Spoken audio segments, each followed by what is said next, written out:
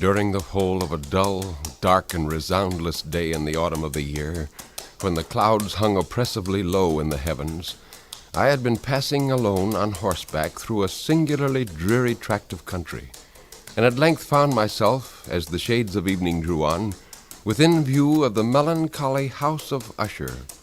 I know not how it was, but with the first glimpse of the building a sense of insufferable gloom pervaded my spirit. I looked upon the scene before me, upon the mere house, upon the bleak walls, upon the vacant eye-like windows, upon a few white trunks of decayed trees, with an utter depression of soul. I finally forced myself to ride on to the house. The closer I got, the more abominable became this feeling of unutterable depression. A man took my horse, and I entered to be greeted by my old schoolmate, Roderick Usher. I gazed upon him with a feeling half of pity, half of awe. Surely a man had never before so terribly altered in so brief a period as had Roderick Usher. Finally, he spoke of the object of my visit, for I had traveled far at his very earnest request to be with him in his gloomy hereditary castle. He mentioned his earnest desire to see me, and of the solace he expected me to afford him. He entered at some length into what he conceived to be the nature of his malady. It was, he said, a constitutional and a family evil, and one for which he despaired to find a remedy. It was a fear, an uncontrollable fear, an oppressive gloom which pervaded his soul. It was, I concluded, a form of hereditary melancholia which was slowly driving him out of his senses. Moreover, to accentuate the symptoms, was his avowed manner of living. He never at any time left the house for some indefinable fear of the tarn or marsh which surrounded the castle. Moreover, he was grieved with the long-continued illness and closely approaching death of a tenderly beloved sister, the Lady Madeline, his sole companion for long years, his last and only relative. Her death would leave him the last of the ancient race of the Ushers. For several days I was busy in earnest endeavors to alleviate the melancholy of my friend. We painted and read together, or I listened as if in a dream to the wild improvisations of his squeaking guitar. I shall always remember the many solemn hours I spent trying to persuade him to return to a civilized world with me. But his fear, his ungrounded yet omnipresent fear, held him tenaciously to the place of his birth. One morning, with an unnatural firmness, Roderick abruptly informed me that the Lady Madeline was no more, that the strange disease had claimed her at last. Before I could state my profound sorrow at this ghastly news, he stated his intention of preserving her corpse for a fortnight before the final burial in one of the numerous vaults within the main walls of the building. So at his request, I personally aided in the arrangements for the temporary entombment. The body having been encoffined, we two alone bore it to its rest. The vault in which we placed it was small, damp. It was more of a dungeon than a vault, a dungeon which had most likely seen many horrors in the past centuries. We opened the door, a massive iron gate which was so immensely heavy that it caused an unusually sharp grating sound as it moved on its hinges. Once inside, we placed our mournful burden upon trestles, and partially turned aside the yet unscrewed lid of the coffin, looking upon the young face of the Lady Madeline. The disease had left the mockery of a faint blush upon the bosom and the face, and that suspiciously lingering smile upon the lip which is so terrible in death.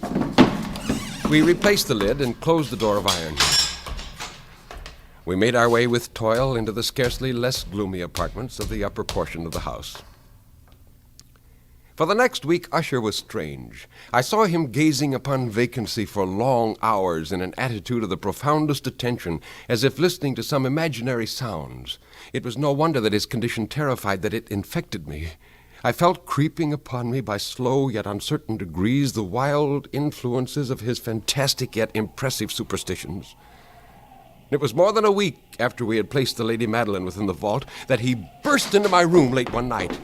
He stared about the room in silence for a moment, and then he abruptly turned to me and he said, "You have not seen it? You have not seen it? Oh, but you shall, you shall!" And so speaking, he hurried to one of the windows and threw it open to the storm. The fury of the entering gust nearly lifted us from our feet. A whirlwind had apparently centered around the castle, blowing wildly, raising a tremendous noise. The clouds were exceedingly dense and low, so low that they touched the turrets of the house. Yet in all of this there was a light. Under the surfaces of the huge masses of vapor which swept around madly was an unnatural light of a faintly luminous phosphorescence which paled everything in a ghastly, unnatural yellow. It rose from the stagnant swamp which surrounded the castle. I closed the window, and then I told Usher I would read to him from one of his favorite volumes. This I did.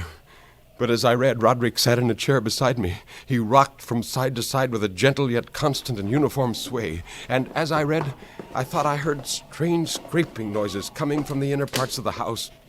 Becoming more unnerved, I leaped to my feet, but the measured rocking movement of Usher was undisturbed.